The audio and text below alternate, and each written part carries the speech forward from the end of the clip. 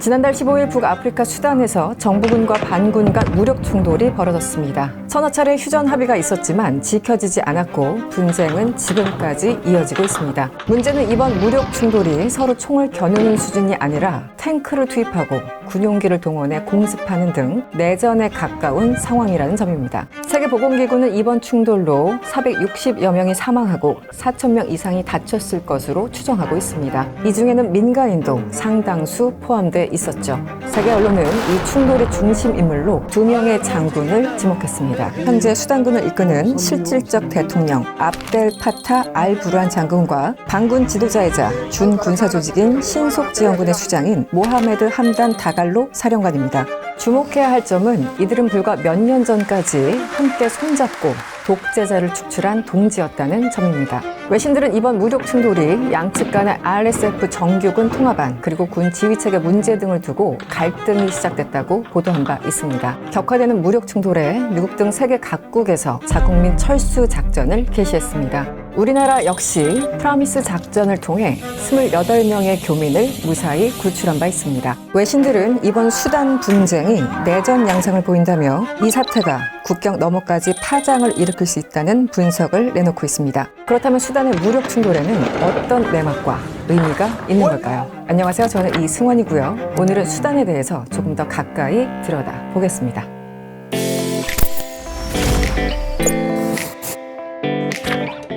아프리카 북동부에 위치한 수단은 아프리카에서 세 번째로 큰 나라입니다. 면적으로 봤을 때 한반도의 8.6배에 달할 정도로 넓은 국토를 갖고 있죠. 뿐만 아니라 나일강과 홍해와 접해 있어서 지정학적으로 중요한 지역이기도 합니다. 여기에 금을 비롯한 광물 자원도 풍부해서 경제개발 가능성이 높은 국가로 꼽히기도 합니다. 하지만 영국과 이집트의 공동 통치령에서 독립한 1956년 이후 15번의 쿠데타 시도가 있을 정도로 불안한 정세와 장기 독재가 국가를 최빈국 중 하나로 만들었습니다. 그리고 그 중심에는 제7대 대통령 오마르 알 바시르가 있었습니다. 지난 1989년 쿠데타로 정권을 잡은 바시르는 입법 행정을 독점하는 기구인 국가구제혁명평의회를 설치해 국가 원수가 됐습니다. 그리고 1996년에는 직함을 대통령으로 바꿔서 2019년까지 장기 독재를 지속하기도 했습니다. 그가 정권을 장악한 기간이 무려 30년이었습니다. 정권을 잡은 바시르는 소수민족을 탄압하며 철권 통치를 이어갔었죠.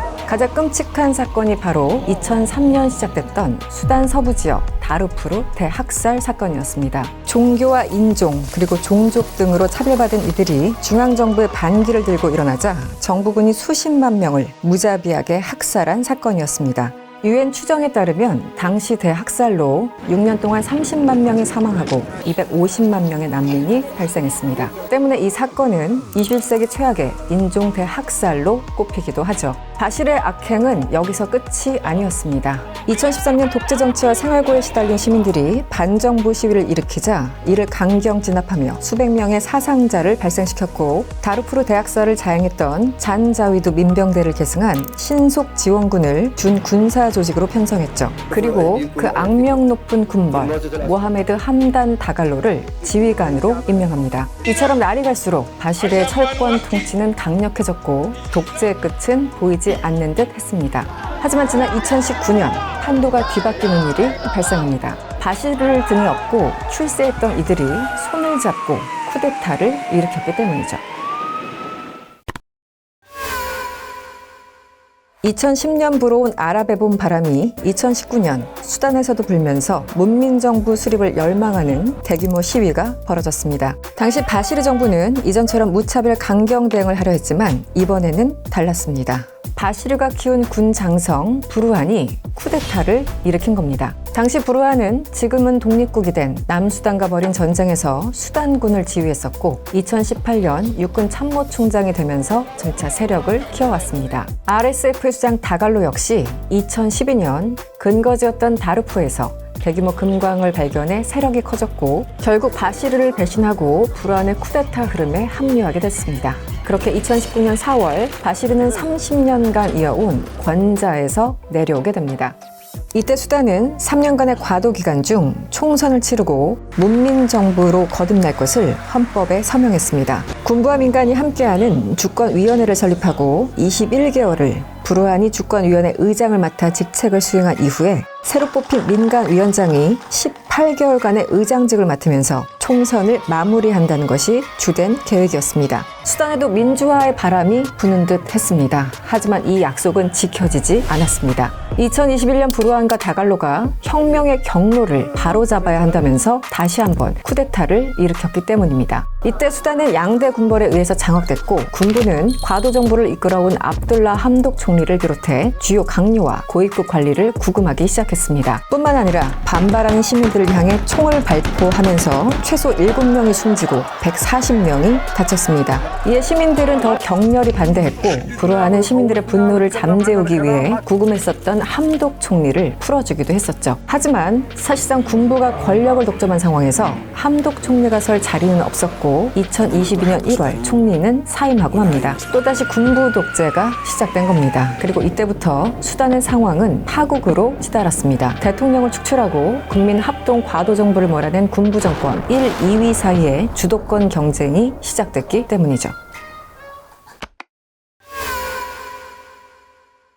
군부 독재가 완성되자 서열 1위인 브루한과 서열 2위인 다갈로는 통치 방향에 대한 이견으로 갈등이 시작됐습니다. 각각 친서방, 친러시아 성향을 보였기 때문이죠. 여기에 양측이 완전히 돌아서게 된 가장 직접적인 원인이 있었습니다. 바로 RSF 통합 문제였습니다. 10만 명에 달하는 RSF와의 통합 이후 더 강력해질 새 군대의 지휘권을 두고 서로 차지하려 했기 때문입니다. 브루한은 2년 안에 RSF를 정부군에 통합할 것을 요구했습니다. 다갈로는 통합은 10년 이상 걸릴 정도로 어려운 일이라며 사실상 이 요구를 거부하게 되죠. 결국 협상은 결렬됐고 이 갈등은 지난달 15일 교전으로 이어졌습니다. 자신들이 무너뜨린 정권의 모습을 그대로 이어받아 시민들을 또다시 절망 속에 빠뜨린 겁니다. 이로 인해 최소 2만 명이 이웃국가로 피난했고 전체 인구의 3분의 1이 국제사회 인도주의적 지원이 필요한 상황으로 내몰렸습니다. 심지어 무장군인들이 콜레라, 소아마비, 홍역 등을 포함해 치명적인 질병 표본들이 보관된 국립보건연구소를 점령해 병균 유출 우려 등 생물학적 위험까지 겹쳐졌습니다. 한편 교도소가 공격받으면서 여기에 수감돼 있던 바시르 전 대통령의 행방이 묘연해졌다는 보도도 나온 바 있었죠. 이런 상황에 국제사회는 수단에서 벌어진 무력 충돌이 내전으로 격화되는 것에 그치지 않고 주변국에까지 번질 것을 우려하고 있습니다.